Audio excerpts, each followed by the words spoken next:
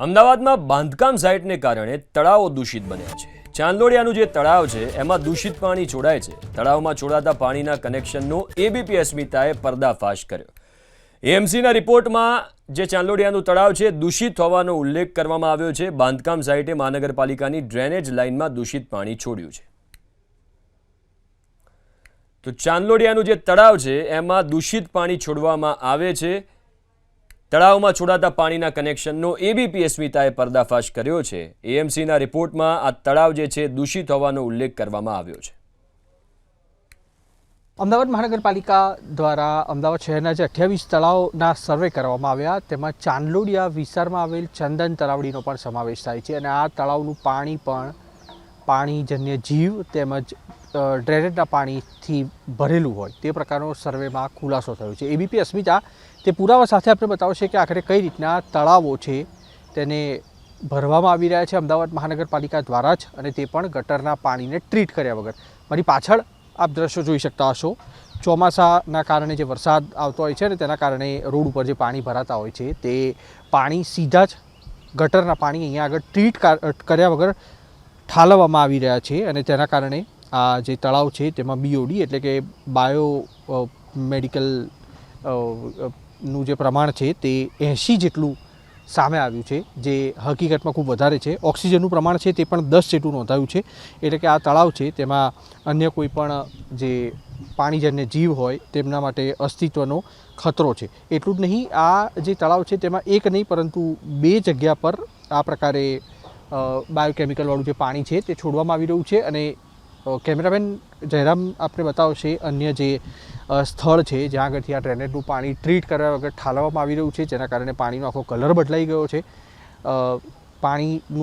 પાણીથી હજી તળાવ તો ભરાયું જ નથી, પણ જેટલું પણ પાણી છે તે સંપૂર્ણ રીતે ડ્રેનેજવાળું છે। આ એ બીજો હિસ્સો છે કે જે ચાંદલોડિયા, ગોતા, ચાણક્યપુરી વિસ્તારો છે તેમાં જે ગટરના પાણી હોય છે ટ્રીટ કર્યા વગરના તે જ પાણી સીધા તળાવમાં ઠાલવવામાં આવી રહ્યા છે, જેના કારણે થઈને આ તળાવ છે તેમાં પણ બીઓડી અને ઓક્સિજનની જે માત્રા છે તે ભયજનક હોય તે પ્રકારનો આ રિપોર્ટમાં ખુલાસો થયો છે। કોર્પોરેશન દ્વારા અત્યારના તબક્કામાં 28 જેટલા તળાવો છે તેના રિપોર્ટ કરાવવામાં આવેલા છે અને તેમાં આ જે તળાવ છે ચાંદલોડિયાનું તે પણ દૂષિત છે। અલબત્ત બ્યુટિફિકેશનની પણ કોઈ કામગીરી અહીંયા આગળ કરવામાં આવી નથી, કારણ કે તળાવની જે વોલ છે ફરતી ત્યાં આગળ પણ ઝાડ છે, વનસ્પતિ છે તે ઉગી ગયેલી હાલતમાં છે અને છેલ્લે આ તળાવનો નાગરિકોએ ક્યારે ઉપયોગ કર્યો હશે તેનો જવાબ તંત્ર પાસે પણ નથી, કારણ કે ઈડુડી તળાવના નામે ઓળખાતું આ તળાવ છે જેની એબીપી અસ્મિતાએ સ્થાનિક કોર્પોરેટરોની પૂછપરછ કરતા તેઓને આ તળાવ અંગે કોઈ માહિતી ન હોય તે પ્રકારના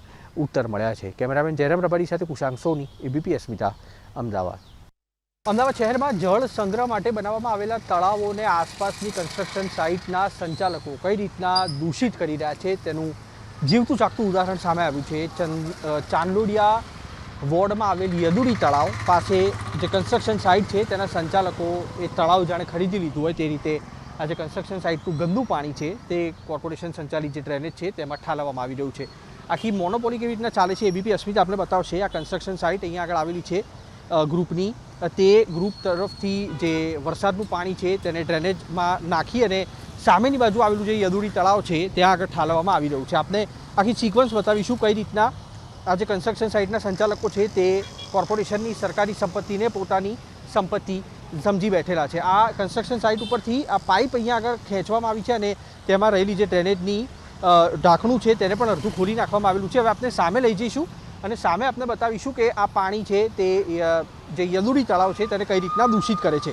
અલબત્ત વોટર કમિટીનો જે રિપોર્ટ હતો તેમાં પણ યદુડી તળાવ છે તેનું પાણી દુર્ગંધયુક્ત હોય તે પ્રકારની નોંધ છે તે લખવામાં આવી હતી। આ જે સામે આપ તળાવ જોઈ રહ્યા છો તે યદુડી તળાવ છે અને ત્યાં આગળ આપણે બતાવીશું જઈને કે અહીંયા આગળ હકીકતમાં પરિસ્થિતિ કયા પ્રકારની છે। યદુડી તળાવનો જે હિસ્સો છે ત્યાં આગળ આ ડ્રેનેજનું પાણી છે તે ઠાલવવામાં આવી રહ્યું છે, જેના કારણે કોર્પોરેશન હજી પણ આ વાતથી અજાણ છે કે વાકેફ છે તે સમજી શકાયું નથી, પરંતુ જે કુદરતી પાણીના સ્ત્રોત આવેલા હોય ત્યાં આ રીતના નુકસાન પહોંચાડવું કેટલું યોગ્ય તે એક સવાલ ચોક્કસથી ઊભો થઈ રહ્યો છે। આ તળાવની દિવાલ છે અને ત્યાં આગળ અમે જઈ અને આપને બતાવીશું કે આ જે યદુડી તળાવ છે તેમાં કઈ રીતનું આખું જે કન્સ્ટ્રક્શન સાઇટ ઉપરનું પાણી છે તેને અત્યારે તળાવમાં નાખવામાં આવી રહ્યું છે। છે. આપને અગાઉ સામેના દ્રશ્યો બતાવ્યા હતા, હવે તળાવની બાજુના જે દ્રશ્યો છે તે અમે આપને ઉપર ચડીને બતાવવાનો પ્રયાસ કરીશું. આ જે દિવાલ અહીંયા આગળ આવેલી છે તળાવની ફરતેની, ત્યાં આગળ, અને અહીંયા આગળથી આ જે ડ્રેનેજમાંથી છોડવામાં આવતું પાણી છે તે સ્પષ્ટ રીતે અહીંયા આગળથી